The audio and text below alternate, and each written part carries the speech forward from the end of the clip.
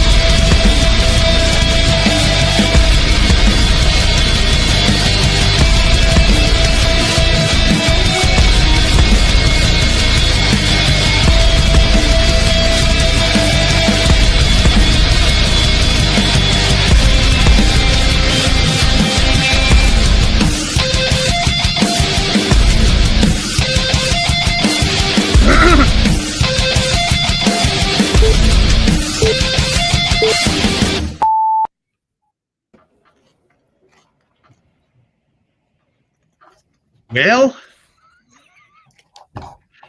we did say we were doing a stream today, and here we are. Fortunately, Father Nathan Monk might be running late. I'm not 100% sure what the situation is. So instead, we have admin Elo and we have admin X Squid. We have stage Anything fright. good happened today? What? So yeah, we didn't have like a backup plan. I can't believe it. I never have a backup plan. If one of our guests doesn't show, I'm like, fuck it. You know what? We're going live. Let's do it. We're going live. The view count will be like 100 people, and then all of a sudden they're like, what? Fuck this. I'm You're out. just gonna talk amongst yourselves. Drops to like 7 people. I did send a text. I sent an email, and I don't know. I haven't gotten a reply to anything, so I have no idea what's going on. I'm not going to throw anybody under the bus. If there is a scheduling conflict, I have not been apprised of it. So, shit. I'm over here like talking shit, and he's there. I'm like, this mother.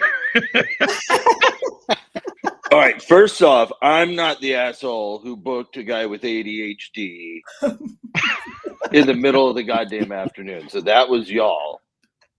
No. No, here's I'm just trying to do these in the evening, so that way I can get drink. on. I get on, and I'm like, I'm on time. I'm so proud of myself. You are on Look time. at me. Fine. And then I opened the email. I actually have the link. I click it and it goes, browser not supported. Oh, no. That same thing. And so What browser now are you using? Firefox, like everybody else, right? No, I'm just kidding. I was using Safari, and apparently my Safari wasn't updated, and so. But here I am. No. Happy to be here. Yay! I haven't used Firefox. I'm still stuck on Google Chrome, so there's. Well, apparently I'm a Google Chrome girl now because I've got it, so we're good to go. Well, it worked, and here you are. I was getting a little panicky there because I was like, what am I going to talk about by myself? Reflection on us, not you. Yeah, we never have a backup plan for these, so. No, that's fine. Well, here we are. So what y'all got going on today? Well, you know, just I'm another at day work. in the land of the free. I'm working. Yeah, me too. Very hard. It's actually getting past my bedtime here. He's in Europe. Yeah, I'm in Germany. Oh, right. I keep forgetting. So what's the hour over that away? Say again, please. What time is it over there? It's 9:05 p.m. Wow. Yeah. He will turn into a pumpkin shortly. You bet I do. At like clockwork in I'd say about 45 minutes. Did you guys watch any of that live stream that was going on in DC like Yeah. an hour ago?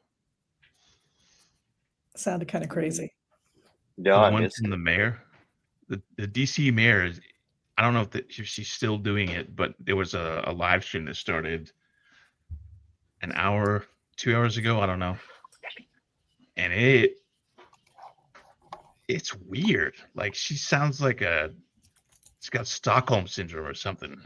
Yeah.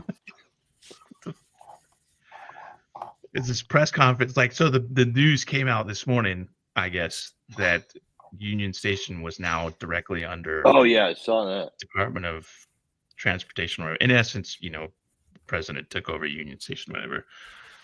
So there's a press conference, and everybody's like, "Oh, this is gonna be good," because they were trading barbs and on social media or whatever. Like he was like, "You better get your act together, or else you're not going to be the mayor," or something like that. So people are like, "What's going to happen here?" And then it was like Game of Thrones. Everybody bent the knee right there on the the live thing. I was like, "What the?" This was not what I was expecting. Well, They're like, "Oh yeah." this is the thing that I think people are really unprepared for in a regime like this is that very problem of people just all of a sudden, even people that they thought were heroes, that they thought were going to just keep fighting, and then all of a sudden they're like, oh, we're done. We're going to join in. I mean, it's like, for example, literally today, the Hollywood Chamber of Commerce put out, this announcement about how they're increasing the police force downtown and all this kinds of stuff, and they're cracking down on homelessness. They're cracking down on all these issues. And meanwhile, we're like, Gavin Newsom is the only man who will be able to fight Trump, and it's like, cute. This is fear, Kind right? of smell. Yeah, it's all smells the same. And I think that fear, I just don't think, and maybe it's just because I was blessed with, suicidal ideation and depression, but I didn't know this many people cared about living. Like they are just really, really, really afraid. And I don't know, to lose their job, to die. I guess being homeless, I was like, well, I've done it once, I can do it again. But like, folks are just terrified, and they'll do anything. They'll just bend over backwards and betray their own morals, their own ethics, or at least seemingly have those things. And it's going to come more. And I mean, just look at what's happening with Snoop. What was it? Not a year and a half ago, whenever it was, 10 years ago, whatever, when the Olympics were happening, and everyone was like, "Oh my God, Snoop Dogg is America's grandpa," and I could just imagine sitting on his lap and smoking some ganja, and everyone just thought he was cute and adorable, and then now he's like, "Yeah, but also Trump's kind of cute, and I hate lesbians." And we're going to see more and more of that, and that erodes at morale, which is also a huge component of it, because once you start watching your heroes fall like that, it makes you look to your right and your left and go, are these people that I'm on the picket line with, can I even trust them, because everyone else has betrayed me? Yeah. It's hard to know. And I feel like our job is partly in morale to sort of frame that in a way that doesn't make everyone feel worried and angry and all of those things. But it's really hard. I mean, I think it's sort of that aspect of purists who say, oh, well, F them. They are on the other side now. I think it helps put things in context more when you see now the way people behaved in real fascist times in World War II era, for example. Sure. I could understand this is why people have to at least put on the appearance that they are going along with it. Well, There's and I think Yeah. but that I think in lies the issue, right? Like the data point that I keep hearing over and over and over again. I was at a meeting yesterday for the Tennessee Immigration and Refugee Coalition, and they were using similar data metrics that all it takes is 3.5% of the population to take some sort of action, and you can topple a fascist regime. And I think why folks are getting angry and demoralized is because that's really not a huge number of people. And with each individual that we watch, like Big Sarge said, bend the knee, all of a sudden it's like, actually, we're never going to reach that number. Like, we're just not going to reach that number if people keep toppling. And so it seems like 3.5% seems like a manageable number to achieve, except people keep falling off. Right, because it isn't just enough for it to be those of us out in the world. It needs to be people who are high profile, who can give it more oomph to inspire people. Well, and I think what will end up happening is more and more high profile people are going to fall first. And really what this is going to boil down to, I mean, as silly as it seems that the logo of Cracker Barrel, I know, I was thinking of them too. has become this sort of flashpoint, right? But it has. And in a lot of ways, it was quantifiably a silly redesign, right? Like, it was an unnecessary change. However, the way in which and the speed at which they shifted, and they certainly didn't do that when we were outraged about changes that Target was making, right? When Target was reducing the footprint of the LGBTQ community and all of those types of things were happening, and we threw a fit. They didn't shift back and go, oh, people are upset. But they did here. They did on this issue. And so what we'll have to watch is, does that work? Does Cracker Barrel stock go back up? Do people start shopping? Do they have a resurgence? And if they do, you're going to see more people fall to the wayside, because at the end of the day, most of these people that we idolize, most of these celebrities, they're just falling a buck. I think Target did experience some drop off in shopping. Oh, they experienced the drop off just as and so, but that's going to be the issue. It's because they dropped because they didn't shift, they didn't come back. So they lost all of those people. They eliminated their DEI initiatives and all that stuff, so it kept going. Right. Mm-hmm. I know. We'll see with Cracker Barrel, because I think we all have an idea of what we think the typical Cracker Barrel customer is. So I guess we'll see. I guess we'll find out. But they did just like go, oh, okay, well, what are you talking about? What about the Intel thing? Like, we own Intel now? Like, part of Intel? 10%?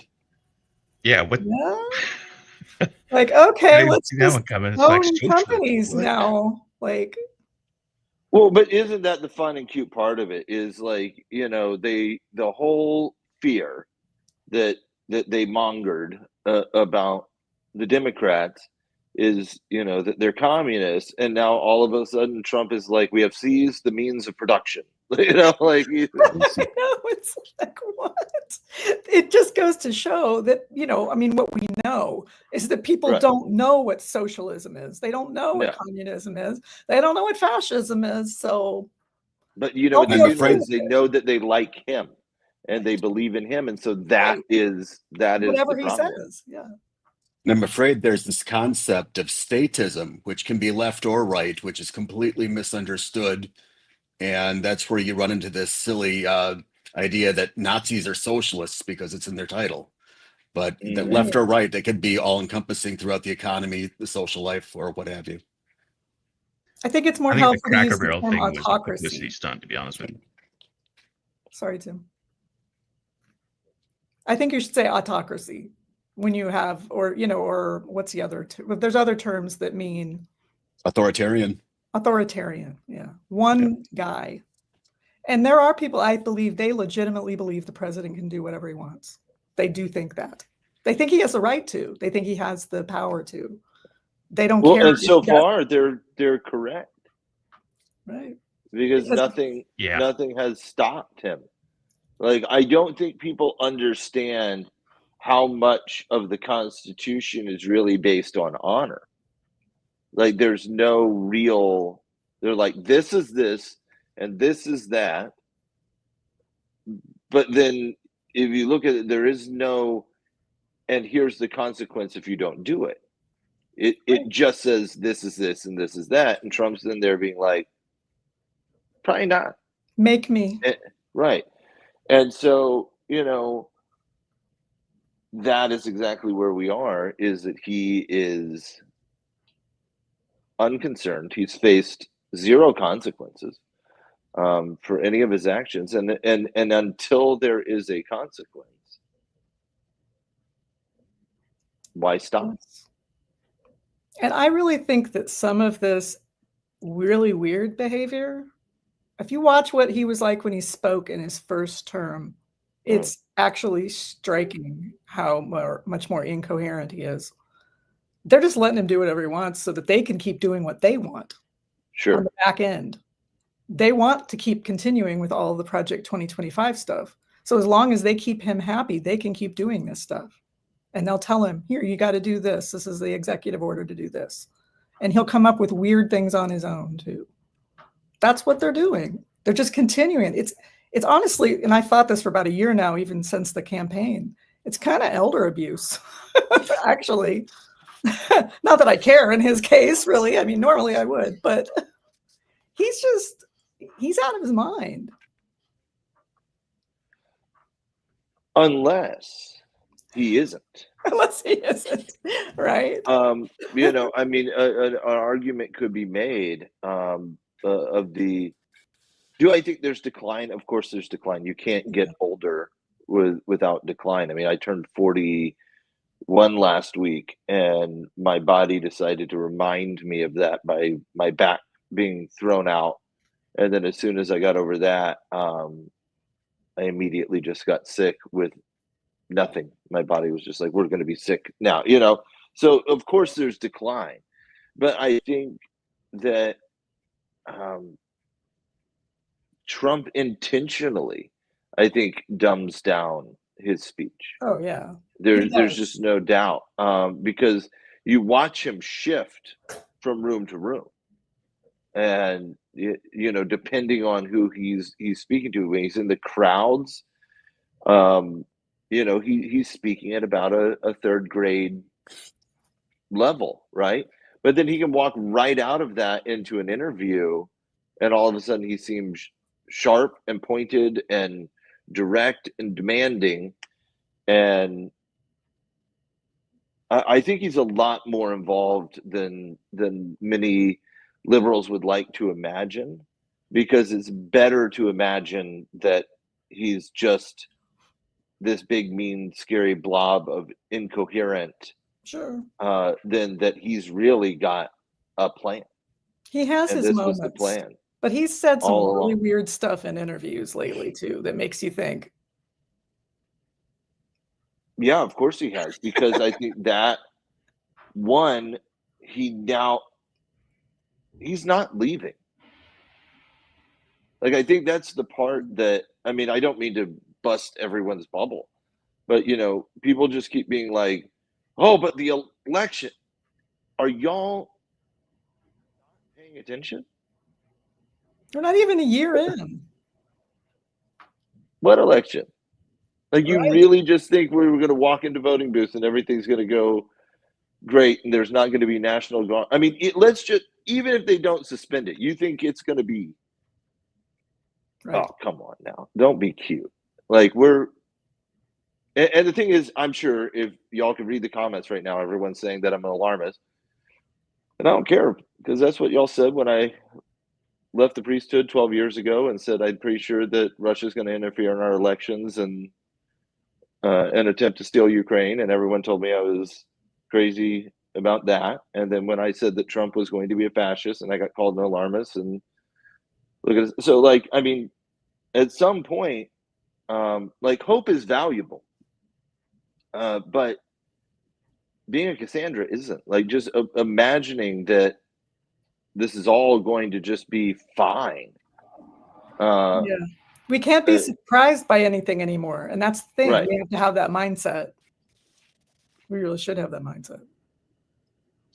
No, It's we not are gonna go back to the screwed. way it was. We are screwed. What are you going to do about it? Like, that's the actual, that's where we are on the "you are here today in the fall into fascism" roadmap. Yeah, facts.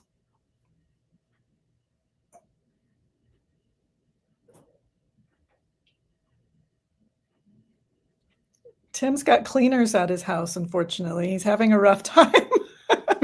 He can't just chime in, apparently. You I have can, spies? but It's you always hear that the background. It's always at the worst time. Always. I had the air conditioning people came right 15 minutes before I had a meeting at home the other day. Like, really? Oh, that's something that makes me homesick. I don't think it's possible to find a German air conditioning unit. And let me tell you, global warming is real. It is ridiculously hot here. Oh God, that must be nice. I have 4 things that can break. It's terrific. That's not the first. Like, there have been heat waves before, though. Why the fuck is this still a thing?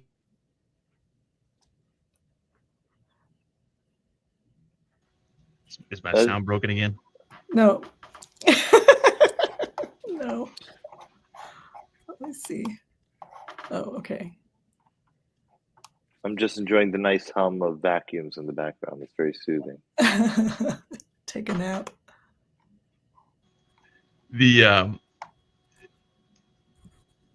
There's this big protest that's supposed to be happening Tuesday in DC, and a lot of people in the removal coalition, which you're a part of, are concerned because a lot of people are traveling in to DC and they go through Union Station, which apparently, per the DC mayor, has always belonged to the federal government, and they're just reasserting control over it.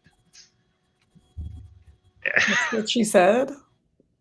I can't imagine why people would be More or less concerned verbatim, about yeah. fascists taking over train systems, but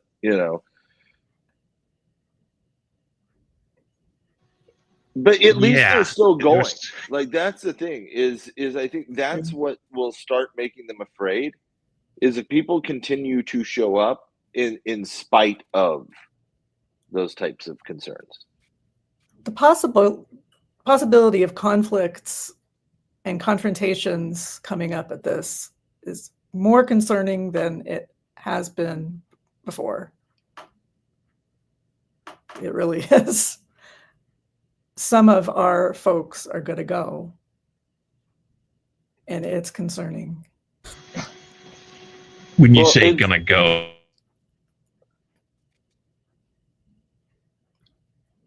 are going on the train.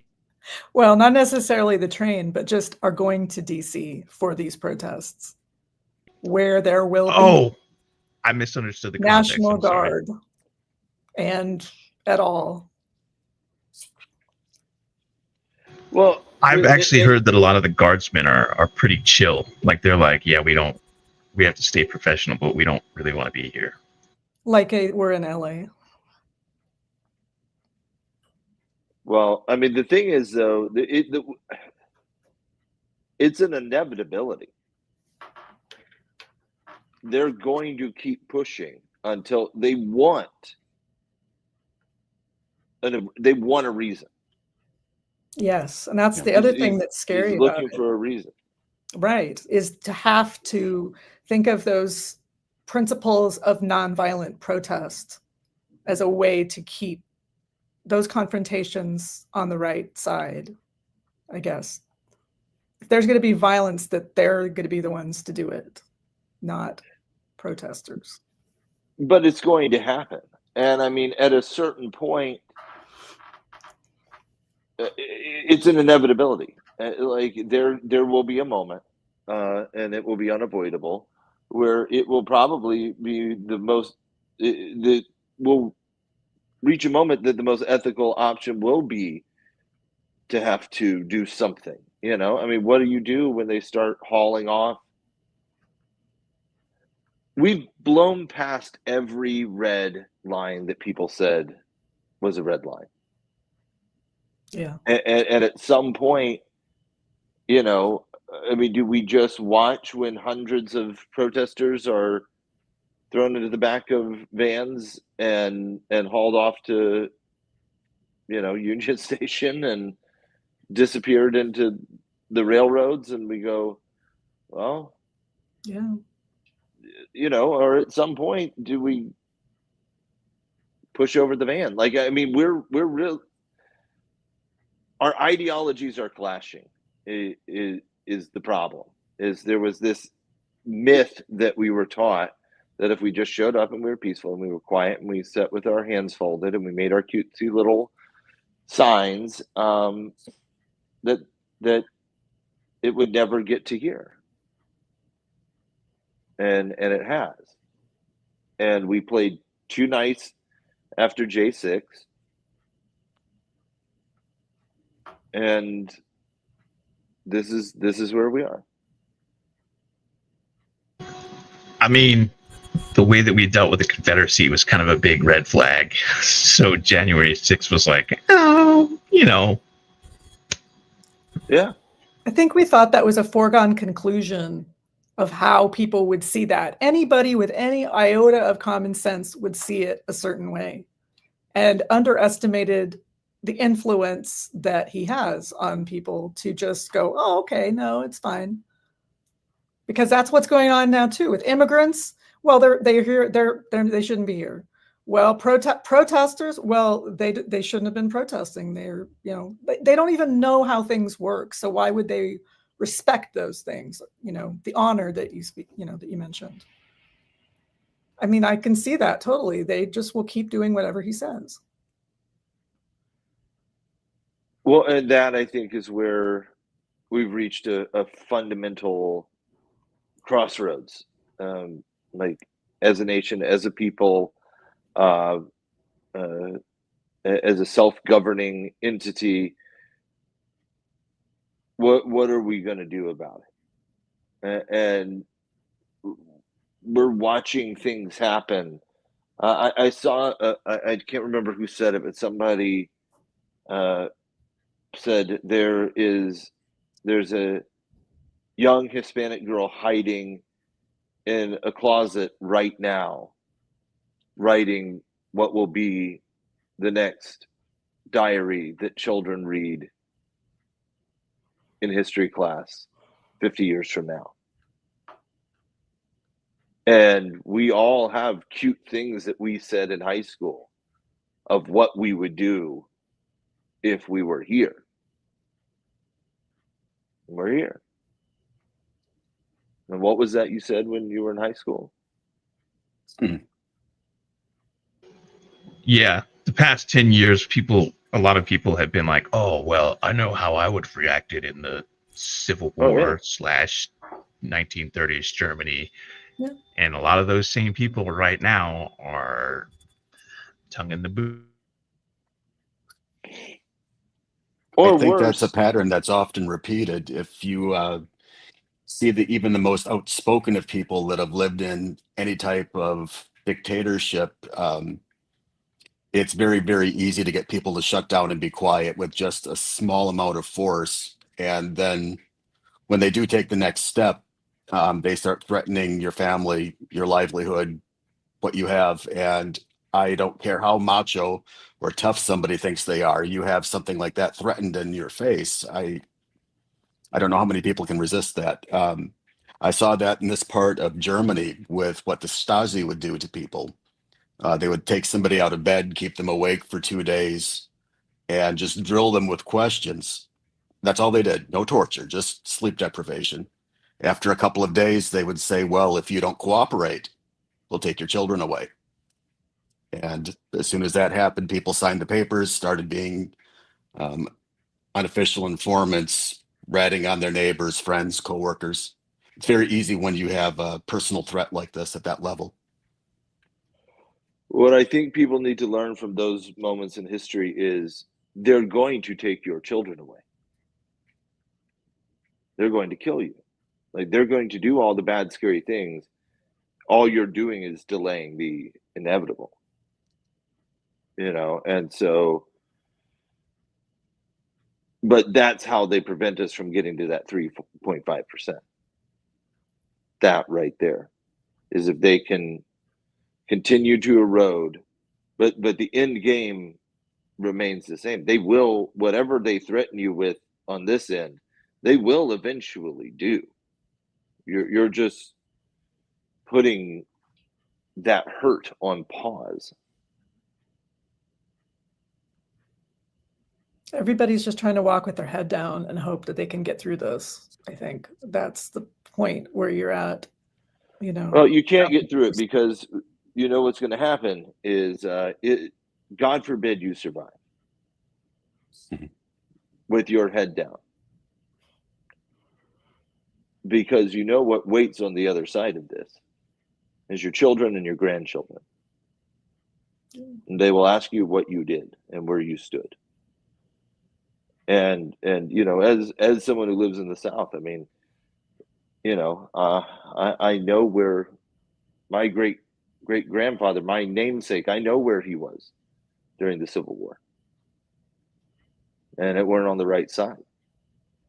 And so I know that because I've researched it, because I wanted to know the answer. And most of us have an intrinsic desire to know where we came from and what we were cut from. And so people will, you can duck and cover. But the question is coming. One day the question will be asked of you what you did during this time. Yeah. That's why we do this. What we're doing is because precisely so we feel like we're doing something and hoping that that is going to at least make some of that 3% difference.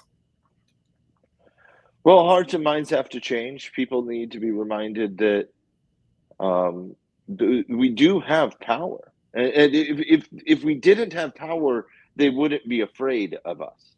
Mhm. They don't want us to show up. They're going to make it more and more difficult to do so.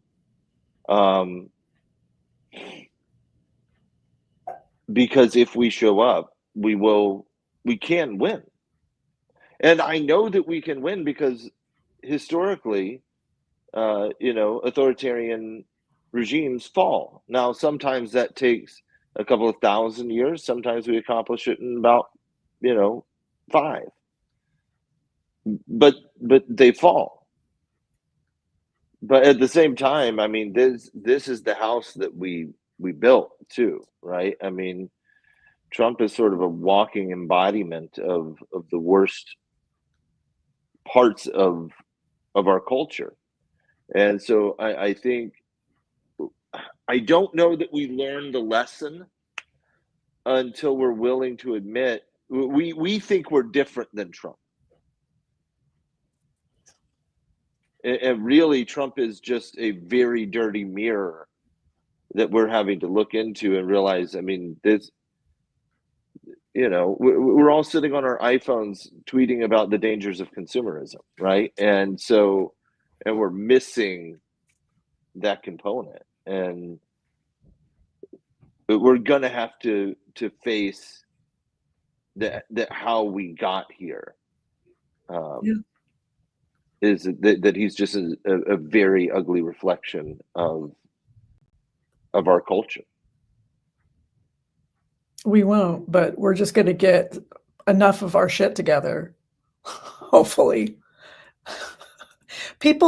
The people who are mad about things, like, I don't know about the Epstein stuff, the people who staked their, that was their primary, concern. Sure. That's still just kind of, there's a little bits of movement, but I mean, the memory is so short. Like, just the whole, oh, it's been a long time. I don't think we're really that concerned about this anymore. Like, really,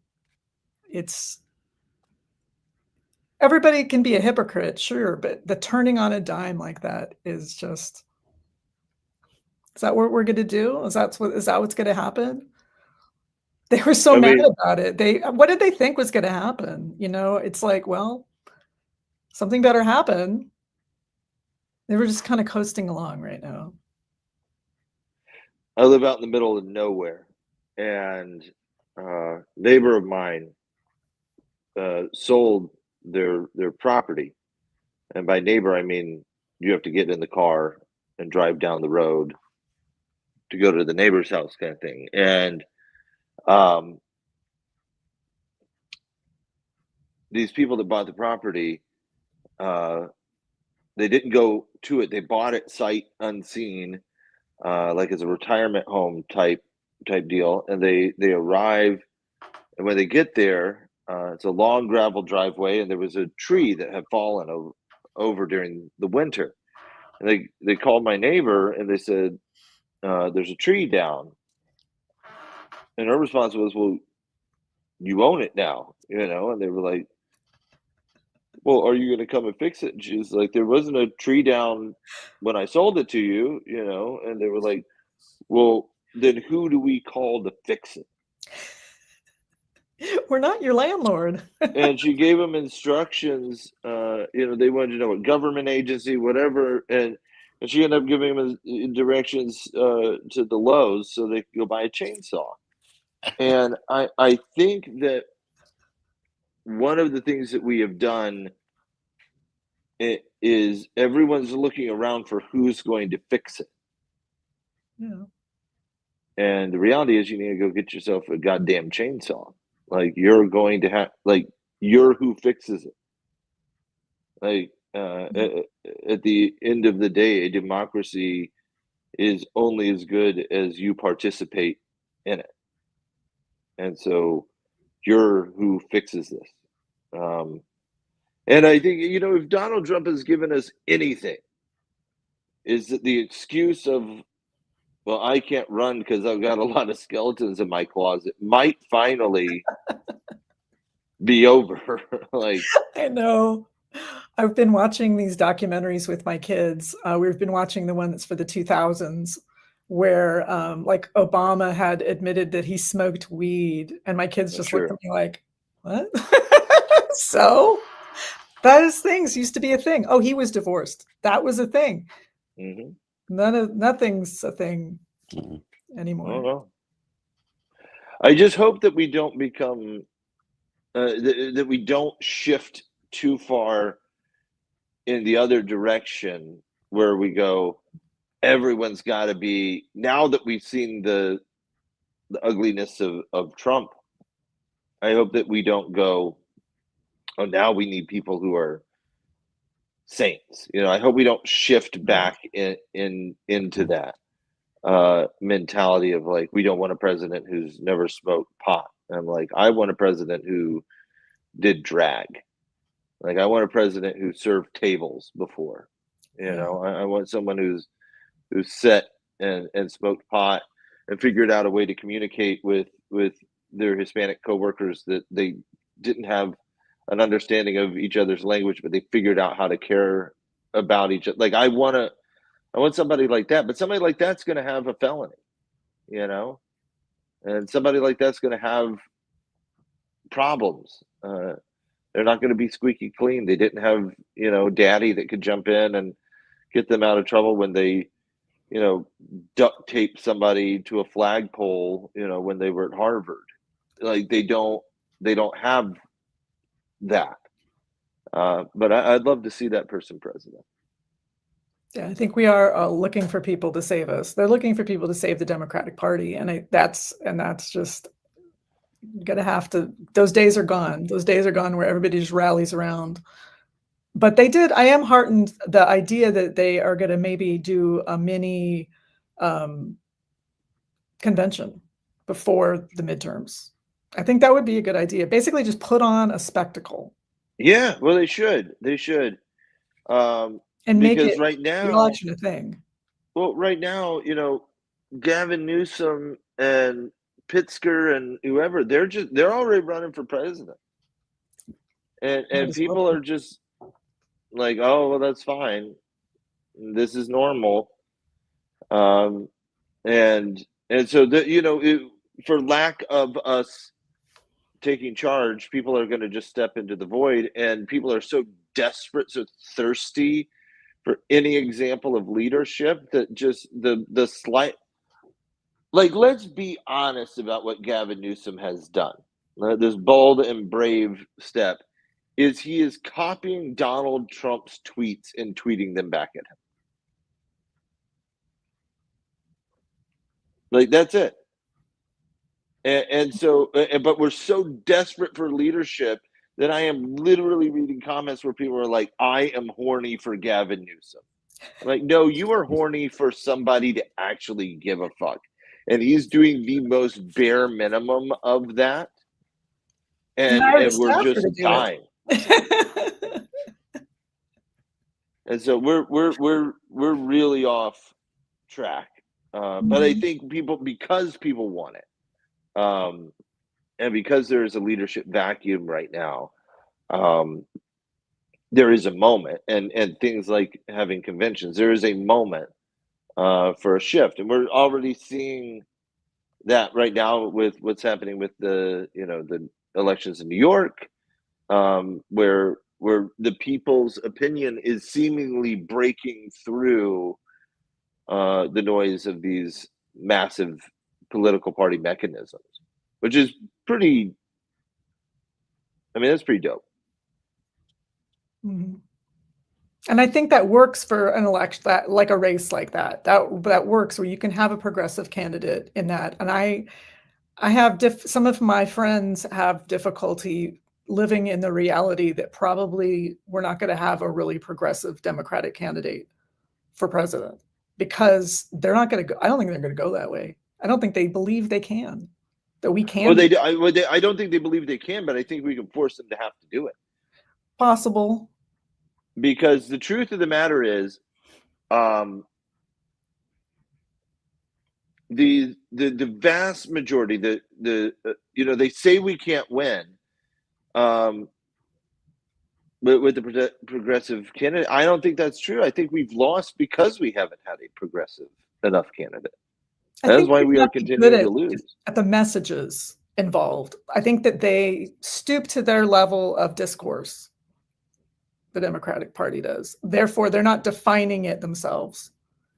If they continue where they have been, there's no way, because they haven't been able to articulate why anyone would want those things, like the labor vote. That's the one that's the most disappointing. Like, come on now. That seems to be like a no-brainer. Oh, sure. And I think where we're at now, and correct me if I'm wrong. I mean, you're over there in Germany right now. I know they've had some political upheaval at the moment, but Germany after the fall of the Third Reich did start leaning left. That becomes the answer. And I think we have an information age now, that we can reframe. We can get these ideas out there. If America was willing to actually do it and wrap themselves in an American flag and accept fascism, then we can accept more progressive ideologies. Because we've already swung all the way to the right, and they're pretending as if the only way that we can go now is to the center, but that's not actually how a pendulum works.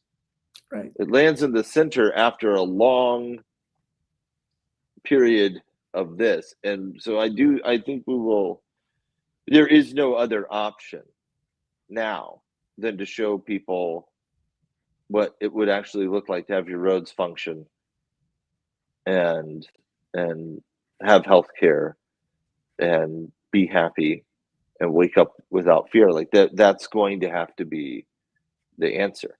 There's lots of things we could agree on if anyone cared about that. But they haven't cared about that. It's been the extremes. And there's but nobody wants to have that discourse. That's because that's just not where we're at. I mean, I really believe that when it comes to healthcare, especially. Even abortion, we could come to some agreements on that nobody wants to try. Nobody will. Nobody's willing to deal, because they're too busy appealing to the most extreme elements. Well, even with Are we Germany, like the last first world country to not have? Yep. It's pathetic. But when Germany was given that social system, that was pretty much imposed by Roosevelt's people and Clement Attlee from Britain. And there was literally no infrastructure left standing in 1945. The entire country, well, not the entire country, most of the country was flat. There was nothing left. And there simply wasn't any option. Nobody had money. I mean, that's why you still even see a renter society here. People don't buy property because nobody was able to be in debt to get money from a bank to buy anything. But they have what's called Christian democracy, which I think you might know something about. Yeah. Well, it's Christian democracy. And what that really turns into is what's called the social market, instead of the liberal market that we have in the US, where they are willing to tolerate much higher taxes, for example. But then in turn, I've got 30 days vacation paid, unlimited sick leave, but my tax rate is well over 40%. So, I mean, I'm willing to pay for it. And, my salary, I'm certain, is lower than anything that you guys see back home, but my taxes are higher. And I mean, really, to put it in perspective, I think when I filled up my car yesterday, it was over $7 a gallon. Yeah. Yeah. Well, it was $1.65 or €1.65 a liter, do 3.8, whatever. Yeah, so about 7. But you have like public transportation that we don't have. Like we just don't have it. Like, yeah, except I don't want to be crowded into a tram with, you're in there like a sardine with everybody else. I'm still too much of a Midwesterner at heart. Elon Musk promised us the bullet train, the thing that practically, shoots you there like Star Trek. But I guess we're not keeping track of that stuff anymore. Like I could get to Dallas in an hour and a half. Really? I want that. But you see the same kind of alt-right populism is here as well. The second largest party in the nation is called the AfD, and it's basically Trump European style. Then there's even something new called left-wing nationalism here, which this one is just a complete mind trip for me. They want to build up the social system, but ban foreigners from entering the country at the same time. Well, and that sort of isolationism, I mean, there's chatter in Canada, there's, all over. And I think the only way to avoid this virus spreading is for us to stop it here. And then they'll see that it isn't worth replicating. But if this is the thing that people should be concerned about, sort of what we were talking about earlier of everyone's looking for who's going to save us. Who's going to liberate us? Like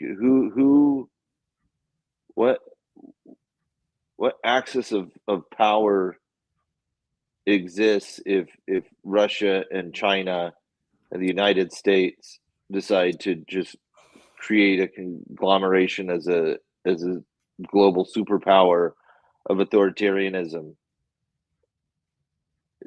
Europe's going to fix that. No, it's here too. Look at Turkey, look in Slovakia, Sure. president of Croatia, they're all into what's called illiberal democracy. It's literally a hybrid of dictatorship and democracy. It's no longer, I wouldn't call it a textbook democracy, but it's not a dictatorship either, but it's literally right on the line. There is freedom of speech, but there's only one media outlet, for example. Right, yeah. Right. Yeah, freedom of speech, as it is. I do think, though, now that we've talked about all the horrible ways that we're about to die, I mean, there is hope. You know, I think I had a conversation recently at a little roundtable discussion, and somebody said that they believed that this was it. This was the end. You know, and I said, well, that's such American exceptionalism that after all this time, we think we'll also be the ones that destroy it all. Do I think that it'll look like what we've been living in on the other side of whatever there'll be? Probably not. I recently rewatched the classically acclaimed film Mars Attacks the other day with my kids, and I thought that the speech at the end of that film, because as they look out over the rubble of America, the only people who are left are basically the kids. You know, the kids of the president, the kids of the soldiers, the kids of that knew how to play video games, so they were ready to fight these aliens. And I thought that was such a fascinating story. And this kid gives a speech at the end because he receives this medal. And he goes, you know, I guess it's time to start rebuilding. But I guess if we're going to do that, maybe we could consider teepees instead, because maybe that's better. And it wasn't an eloquent speech. It wasn't, but it was just sort of like, hey, maybe we should try something. Maybe we went a little too far off, you know. And I remember I had that conversation when I was running the shelters, and people were like, you know, I don't understand why people are just sleeping outside. And I would remind people, you know, the sleeping inside business in the grand scheme of human history, kind of new, kind of a new idea. This us all living on a grid packed in like sardines. That's new. I mean, you know, you were talking about air conditioning, right? And that's pretty new too. It was not that long ago. And so maybe we got too far. Maybe this is, you know, not to get religious. I mean, maybe this is the Tower of Babel. Maybe we built just a little too high, and we got to have a little bit of a reset. I don't know. I don't really care. I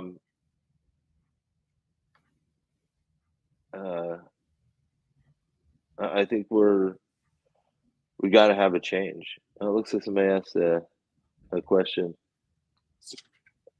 Could somebody read that for me, because I don't have my spectacles on? Yeah, you've hit that age. I know, it's horrible. What are your thoughts on Caitlin Dre's victory in Iowa? More signs of hope? Well, I mean, I think it's indicative of the fact that people are done. I think people have underestimated the Trump voter, right? Like that. I think there were a lot of people who really, really earnestly believed that he was going to do all of these things that he said he was going to do, and he's not doing them now, right? Doge fell. They didn't make the changes that they claimed that they were going to make in those directions. I don't think many, you know, there's a lot of very vocal people who are enjoying the chaos, but I think the average, you know, middle America Republican who showed up because they, you know, don't like abortion or whatever. You know, they're not as I don't think they have an appetite for necessarily seeing marriage equality overturned. I don't think that's like the vast majority of people. And so, yes, I think as long as there are elections, we are going to see more of those types of events where people are like anything to get us off of this chaos. Because I think what's hurting a lot of Republicans' feelings right now is how right we were. Yeah, it's hard for people to admit they were wrong. And that's Right, what I but wonder about this result, is how much of it was people that just stayed home out of disgust, and how many people was it that they legit like changed their mind and decided to vote for the Democrat? yeah, and in a certain way, I don't care, right? Because Right. like as long as You this get is what you happening. want, right. But I think there's a lot of people who have some big buyer's remorse right now. Because I kept all through the election, I was hearing, well, don't, he didn't do any of this stuff in 2016. Why would he do it now? And then here we are, just a smidge past 100 days, and this is an America that people feel very unfamiliar with all of a sudden. And so, yeah, I think that's reason for hope. I think that again, and I hate to just be like, except for if the next big scary happens, but except unless the next big scary happens, I think we will win if there are elections. I think that is, I don't know how. I mean, especially at the midterms, I think we have every probability of flipping the House and the Senate. And I think the data is there to prove that. So then, but then that means they know that too. Exactly. That's what's And worrisome about it. What right, will and they so try to do? that's the thing that's what should scare you. Um, I mean, it's one of the tactical things where I really think Newsom is messing up in a certain way is, um, when they were attempting to gerrymander and then succeeded at gerrymandering in Texas again, that has. But then Newsom's going, oh well, we'll do the same thing, and then we'll equal you out. We'll cancel out what you just did. I think that actually propels us closer to not having elections than before, because they were gerrymandering because they were intending to have elections. But if we continue to thwart in that way, then I think we get closer and closer to. And I mean, the guy's not making any secret. I mean, he literally said last week, or at one of the meetings over Ukraine, he said, "Oh, well, if there's a war going on, that might give me a reason to suspend the elections." I mean, he just said it. And I think what shocks the shit out of me is that there's still people in this world, including in the Democratic Party, who keep acting like he's just kidding. He's going to do like public executions in Washington, D.C. Like that's where we are heading. And then, it's like I can just imagine like we're watching a head roll, down the streets of Washington, D.C., and people are like, at least it weren't Kamala. Like I just, like, can you imagine how bad it'd have been if she won? Like, it is so weird. It's weird. I think that after his first term, and even leading into the election, starting at the beginning of this year, him actually doing all those crazy things that he said he was going to do. Last year, people was like, oh, he says a lot of things. He's not going to do those things. He didn't do them in his first term. Now they realize, yes, he is going to do those things. So well, there were still guardrails at that time. right, right. He had he appointed people to the cabinet that were actually qualified for their jobs and who, he ended up having conflicts with because of that.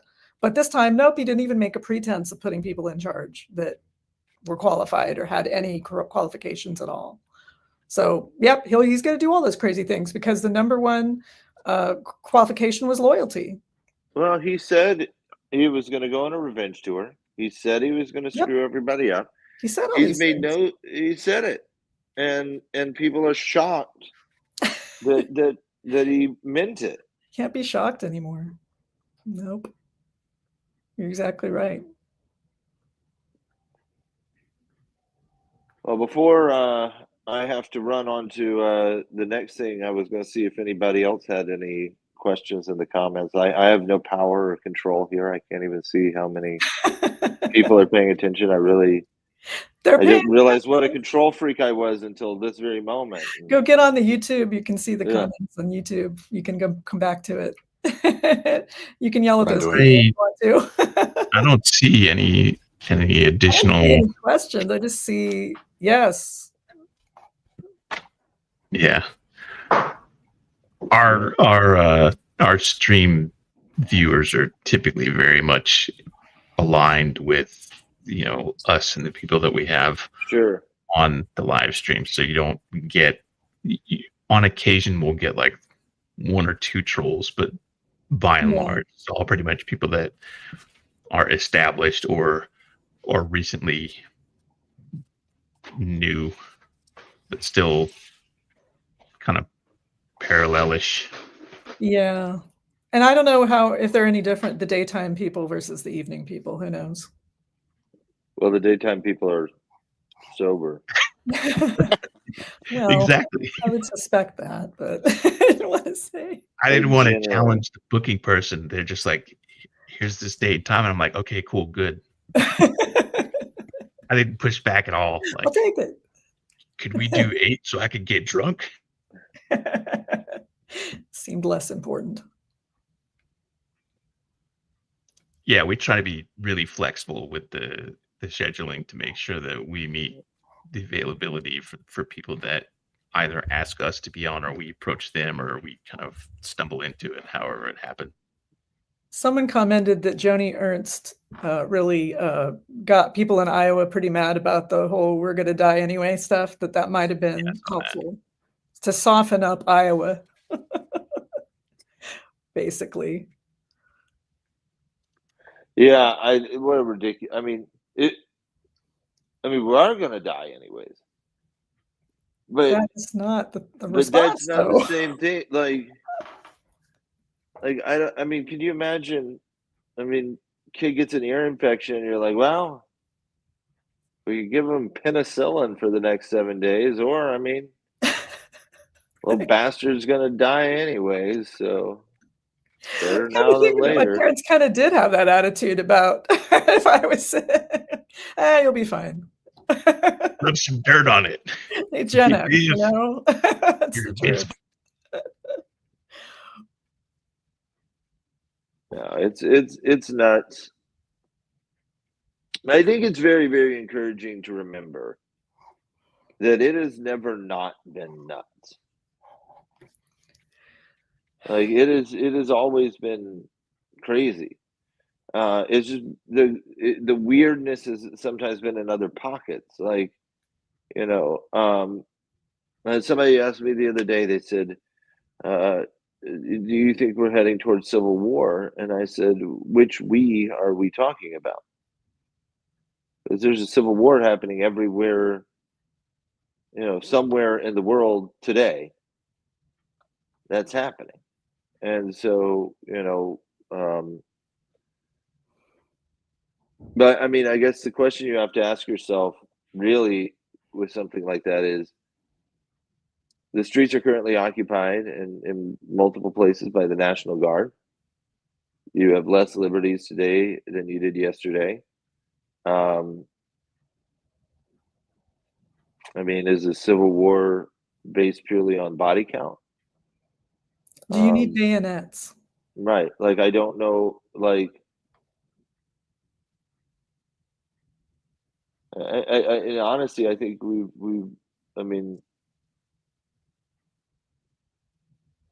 I think history will look back at likely the death of Trayvon Martin as our Fort Sumter. I think we've been in a stasis of genuine conflict, and it's like people say, "Oh, nobody's died." Yes, they have. It just, I think what people, this was never going to be directed by Mel Gibson, right? Like, it was never going to look like that. And so, I think we think of moments like the Civil War purely in the framework of Gettysburg, right? Mhm. And not just the weird day-to-day happenings that were going. People went to the store, they bought groceries, they did stuff. They're doing that now in Ukraine. I think the images coming out of Gaza, I think what is very shocking for people, why even people who've sat on the fence on that issue for so long are finally starting to speak out, is the fact that there's no more images coming out of that look normal. Like, we've passed normal. There isn't a store standing that people are casually going to. We're past that, and then that becomes alarming. So, we're fucked, but we always have been, kids, is the point. Yep. Some degrees.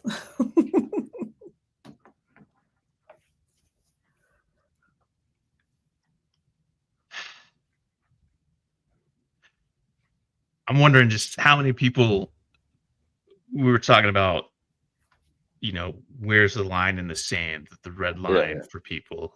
And I'm wondering how many people had several things on there and have kind of kept, proverbially speaking, moving the goalposts.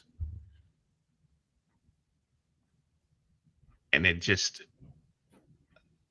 I want, and if we did a Venn diagram of people who are like, well, I'm absolutely positive where I would have been in the American Civil War, the Third Reich, or whatever other things we draw parallels to, like, where would that overlap? Interlap's not even a word. Well, I mean, I'm doing what I thought I would do. I mean, but at the same time, I mean, I think there's certain things that we've blown past that even I've been a little disappointed in myself.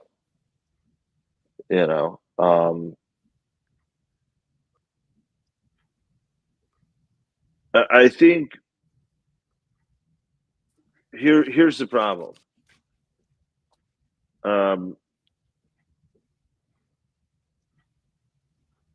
I think that the Democratic Party would have condemned Bonhoeffer. They would have said that his ideas were too radical, and that he was pushing us towards violence and etc. Right? But at the same time, we would have canceled Schindler, because for all intents and purposes and appearances, he was a member of the party. So and so I mean, this is the problem: is we can all sit here and judge our neighbor on what they are and are not doing right now, and history is going to tell us. I got really blasted on the internet right after the election for something that I said, so I'm going to go ahead and double down on y'all's program so you can deal with the aftermath of it when I run away. But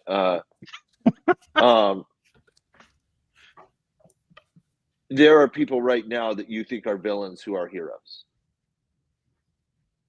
Okay.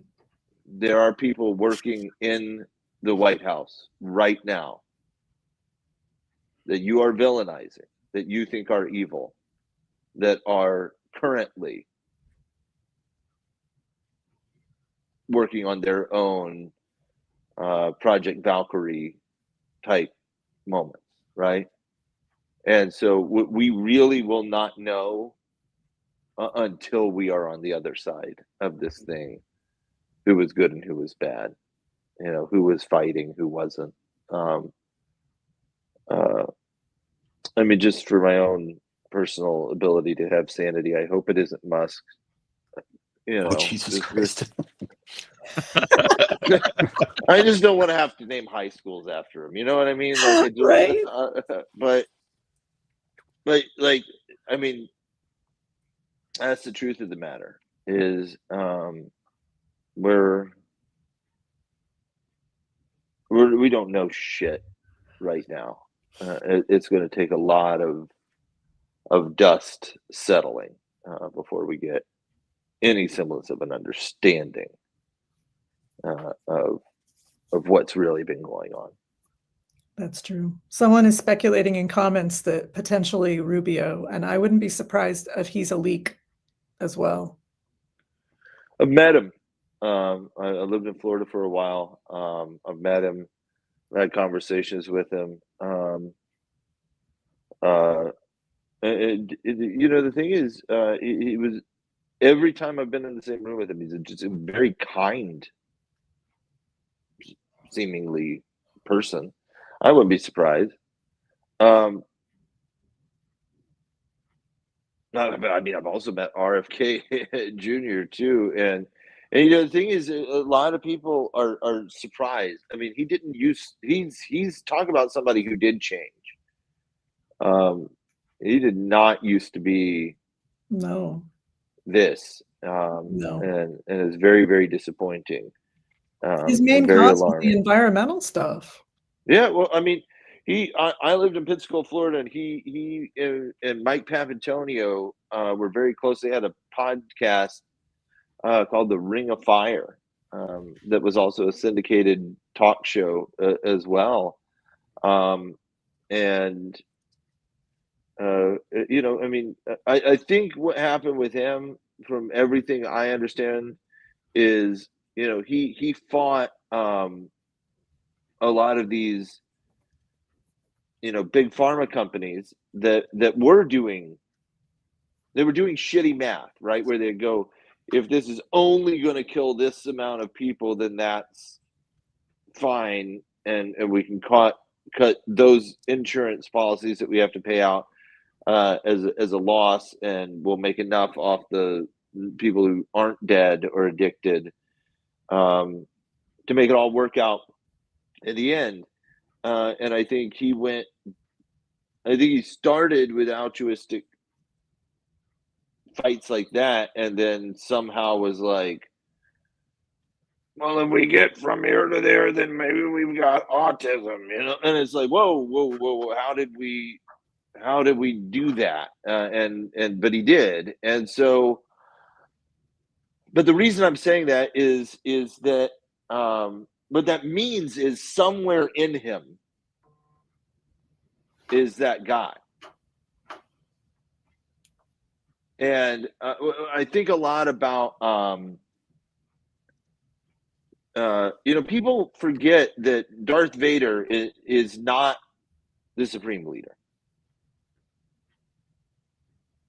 but he brings him down, and that, because in him somewhere was still Anakin, right? And that same sort of allegory, I think, can play out in some of these scenarios, that, you know, a lot of these people, they've bent the knee, and they're quantifiably shitty people for having done that.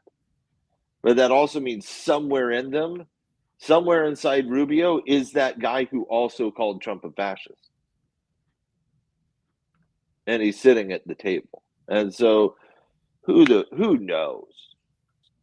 I don't know. It doesn't matter that I'm right most of the time. I still don't know. Like it just I don't know. Maybe we're It's likely screwed. to think that there's resistance in there somewhere amongst There these has to people. be. Just stuff leaks. We know things that we shouldn't know. Somebody in there is telling us stuff. Yeah. Because the media is neutering themselves. So Right. Yeah. Like someone is telling people stuff. We're getting information that we're not supposed to know. There are people in there that have somehow, and I couldn't do it. I don't know how to shut up. too. But there are people that have somehow gotten themselves convinced, and history has proven that we need those people. So they are correct. There are people that their great sacrifice to their country is that they're shutting up and sitting there at that table. And you want to talk about people who are going to die? When they get found out, those will be the first people in trouble. And we're still worried about having to hop on a damn train to get to Washington, D.C. And there's people in the White House right now spying on the President of the United States. What are the odds, though, that it's somebody big, so to speak? Like, for example, when you were talking about, villainizing the people that work in the administration, and some of them might be doing good. So I remember when, both as a veteran, but also while serving, General Mattis was, he was meme material. Like he said Sure, yeah, things that upset people, but he also was like, you could, in theory, put him up on a pedestal with like Clint Eastwood and Chuck Norris and all these action stars Right. because of, the things that he was saying. But he also walked the walk. And when he took a job in the White House, a lot of people were like, "Oh, how could you do that?" And then other people were like, "Do you not see the intrinsic value of having that guy in there?" And then ultimately, it was kind of a mixed bag of what it was happening. But what are the odds that it's somebody like I don't see a Mattis in this administration, because personally, and this is just my opinion, it feels like they only have the bottom of the barrel because they've gotten rid of all the people who were marginally willing to do it, that were competent. What if it's a staffer, like some random? Well, I'm sure, of course, there are staffers that are doing those things and whatever. But again, the likelihood that they're going to be a staffer, when you watch television and you see like somebody walk in and bringing tea, in the middle of like a super secret meeting, I think that's sort of an exaggeration. And the truth is, one of the great moments I'd like to keep bringing up, because it doesn't matter that Tom Cruise was in a movie about it. A lot of people do not remember, Project Valkyrie. Mm-hmm. And that was carried out by very powerful people in the administration that had access, and they risked a tremendous amount. And so, yeah, I just think history, it does repeat itself. And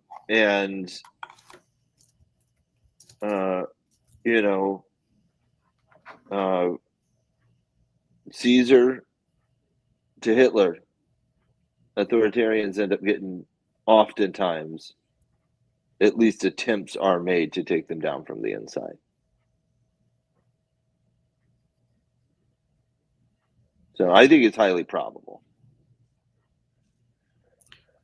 Well, we know they're incompetent at lots of things. So screening people would seem to be possibly one of them. Yeah, well, Trump has made a very successful career out of being incompetent. So, which is hilarious because they think like this whole art of the deal stuff. It's like, really?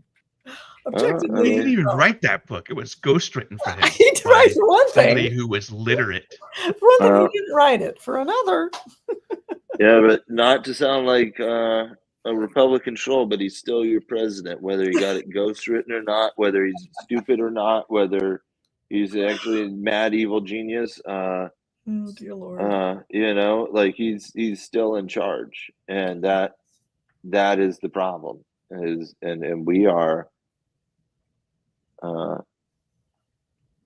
yeah, we're in a tough spot.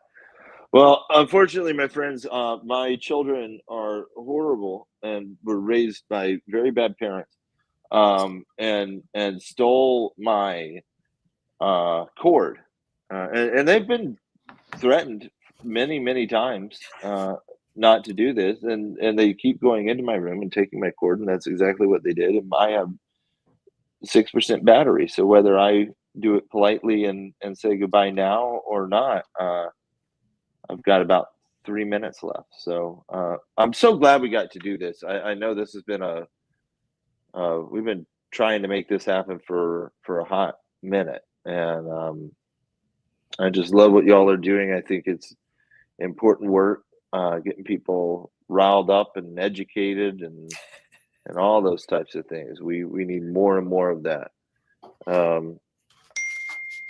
Just don't expect to see all of the change that we hope to see, but we got to keep fighting, because we'll get there eventually, one way or the other. You got to push as hard as you can to get what you can.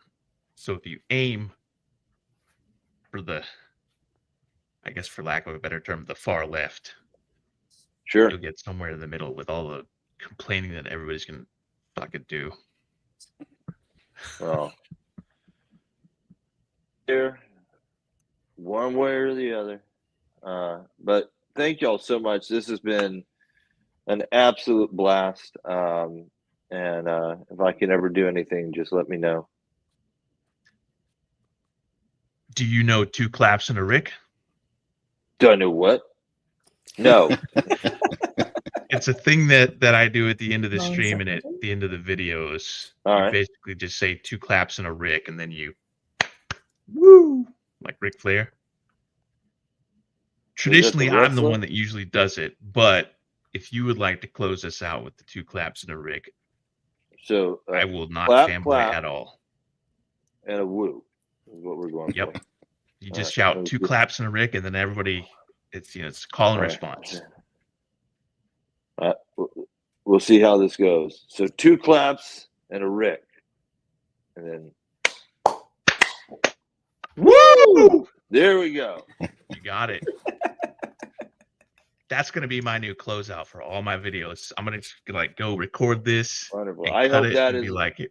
I hope that is the staple that I leave as my legacy, is that right there.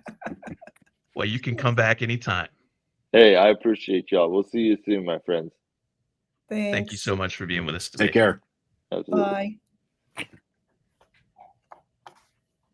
You know what, guys, on that note, too, I've got to get up very, very early here. Yeah, it's like 10:30. 10:30? 17 o'clock in the morning or something. 17 o'clock. Well, I've got to get up at 17 o'clock in the morning. Dark 30, and I can't talk Yeah. anymore at this hour. Well, luckily dark, you were just kind of damn it. chilling.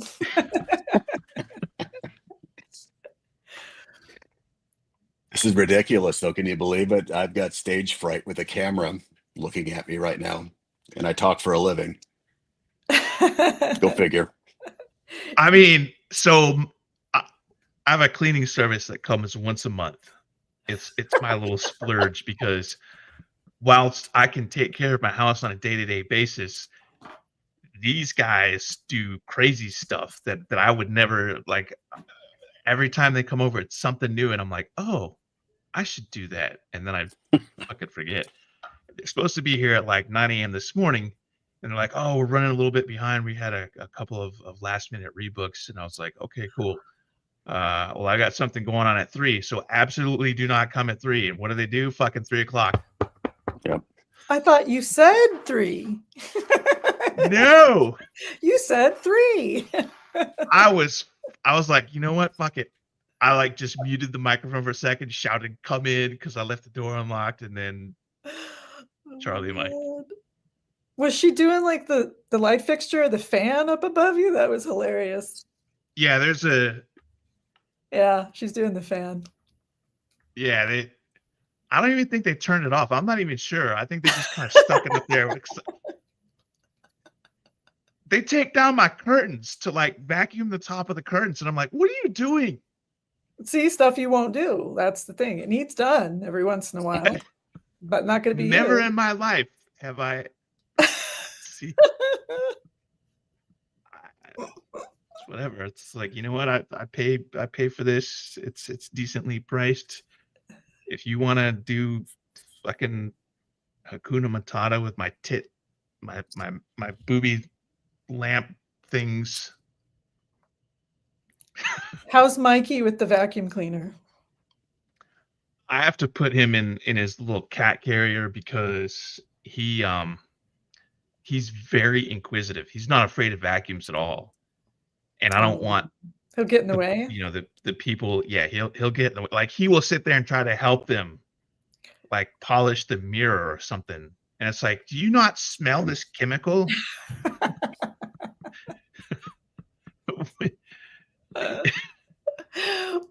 So I got to put him up. Otherwise they'll be like, can you get the cat? He's riding on top of the vacuum cleaner. So The cats don't like the noise. They'll hide. No, they don't like it. But speaking Yeah, of I don't- hiding, I better roll on that note, guys. It's been fun. You're trying to take everything as a segue into leaving. Yeah, I do. I gotta hit the go. I little gotta leave go. button and you'll be good to go, right? Yeah. Otherwise, we'll sit here and talk for like 5 hours. We totally would. Oh, I would love to, just We not would do tonight that. because I've got to get my ass up extra early. So, You're gonna have a morning stream someday, huh? oh God. A midday stream. Catch you when you're fresh. Yeah, really. All right. Good night. All right, guys. Have fun. All right. Well, All that's right. going to be our stream, our special stream for today. See everybody in DC on the 1st, 2nd, and/or 3rd. I'll only be there the 2nd, but there'll be other Sons of Liberty people there. I haven't heard of local ones. I don't know who's trying to do local ones. If anybody hears of local ones, call our attention to those, and we will help. I can safely say that there are not local ones on the 2nd and the 3rd. Those are unique to Right. DC. On the 1st, I'm not 100% sure what's going on because I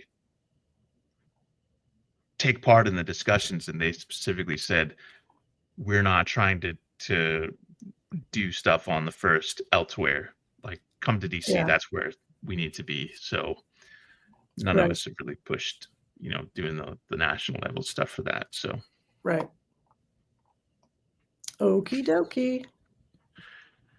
all right. Well, I'm gonna go play some fucking Star Citizen or something. I don't know. I'll go back. I might to even work. stream it. All right. Thanks right. for helping me out with the stream. Really appreciate you being on too. No problem. See y'all soon. Bye, everyone.